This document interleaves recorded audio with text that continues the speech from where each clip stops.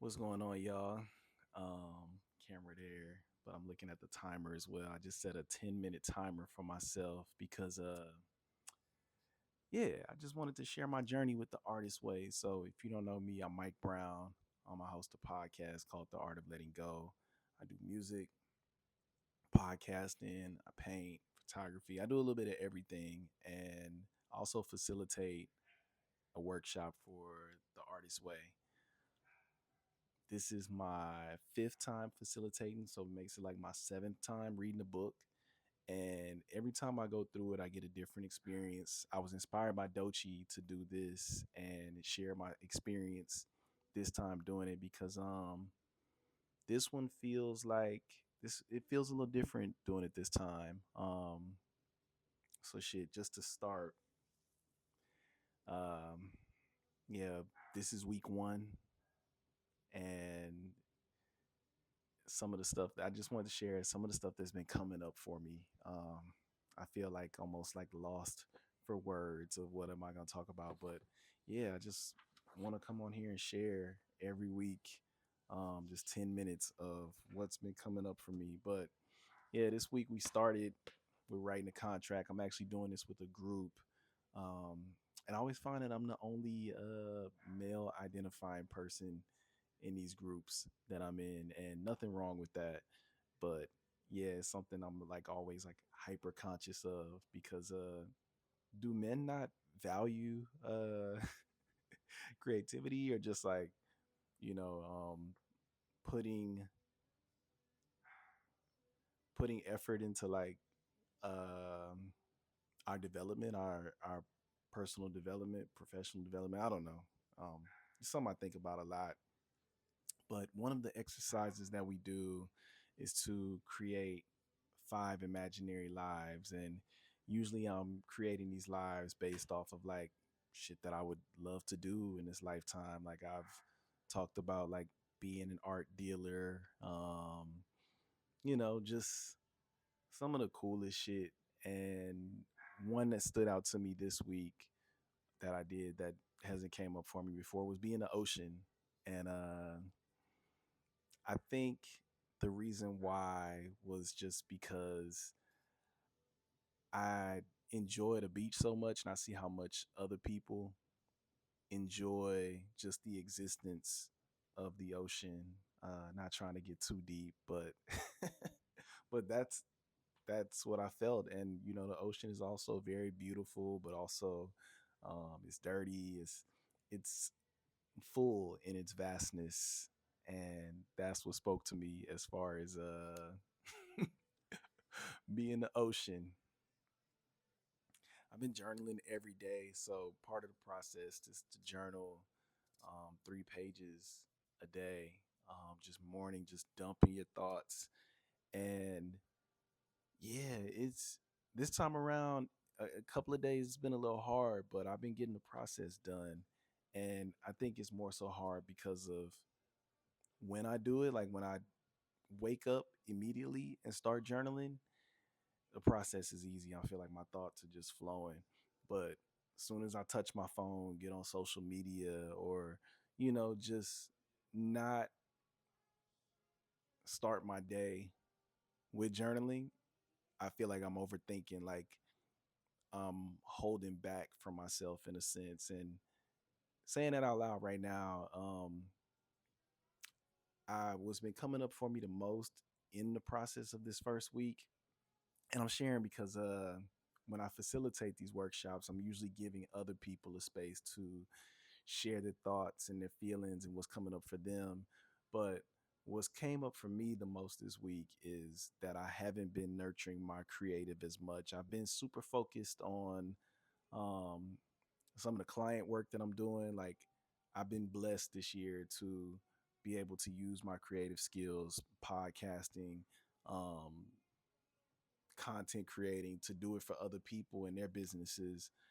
And I think I haven't been nurturing enough of just creating for the sole purpose of creating. And I know I haven't because I've been waking up in the middle of the night. And when I was younger, I used to do that a lot. And when I was younger, I wasn't taking care of myself creatively. And I know it's that constant, like, you got to get these ideas out, you got to get these ideas off. And going into this next week, I want to put some more energy into truly focusing on that, because yeah, I got to take care of myself creatively. I really do. I understand how vital creativity is in my life and other people, and I just want to I can't tell somebody else to take care of themselves if I'm not taking care of myself. So that's that on that. A couple of the exercises that I had to do were name three old enemies and three old champions. So those are people that encourage your creativity and also discourage your creativity.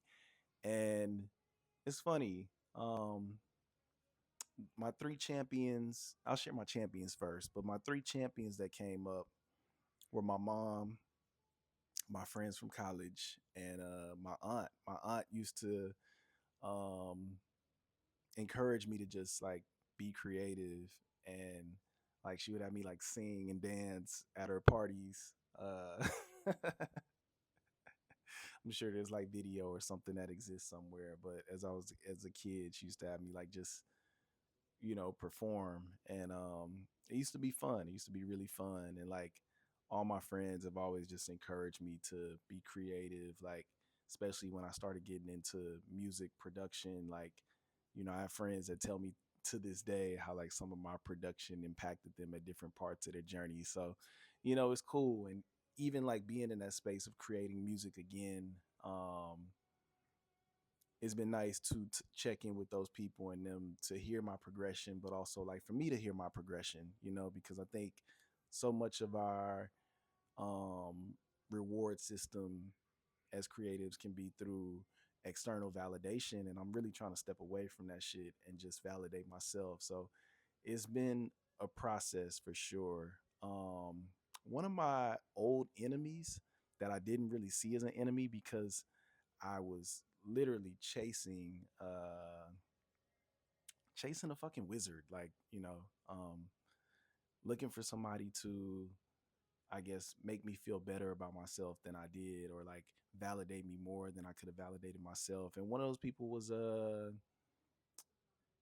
promoter that I used to intern for, and he definitely rejected a lot of my creativity and didn't make me feel good about the work that I was doing.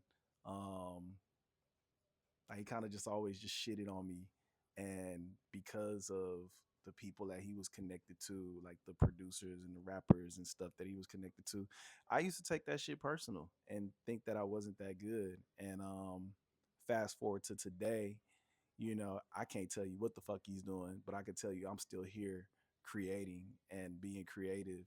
So yeah, that is my journey with that. But I had to write a story this week of my experience. And I remember when I like it was supposed to be a horror story of your creativity. And I think for me it was being offered a contract, a production contract. The year had to be like 2011 or 12 maybe. But I clearly remember getting that contract.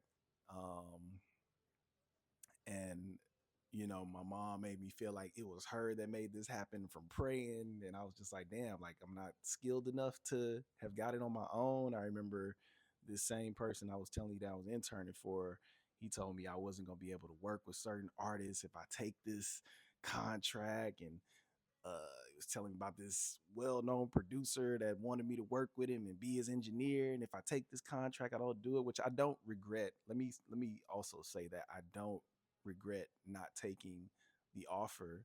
But yeah, it was just so many different variables that made me question, should I not.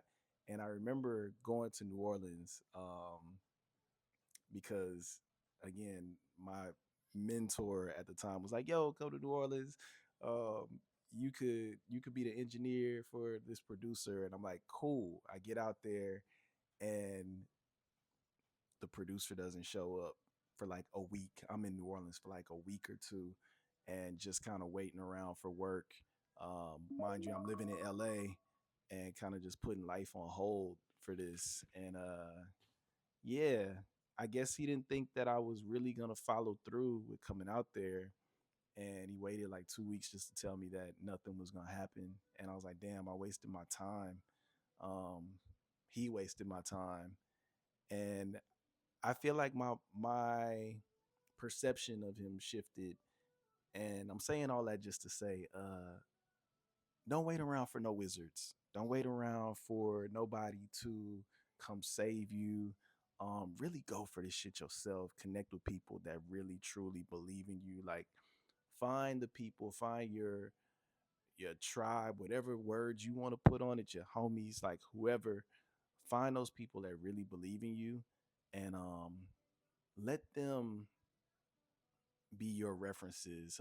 We have to write affirmations this week, and I keep my affirmations on the mirror. And the ones that stand out to me the most right now is the universe is constantly working in my favor. Um, I am an artist who gets paid to create. I'm a successful creative entrepreneur. I just wanted to share those with y'all. So if you out here on a creative journey, just trying to figure it out, like write you some affirmations, put them on a wall. Um, that's all I got. I hit my 10-minute mark, so I could keep going, but I think I'm gonna leave y'all with that. And yeah, tune in with me on this journey every week. I'm I don't know. I don't know what the fuck is gonna come of this shit. But I saw Doechii do it, and look at where Doechii is at today. So y'all remember Mike Brown and where I'm at today. So when the future version of me is out there living this full creative life, y'all remember that it started here.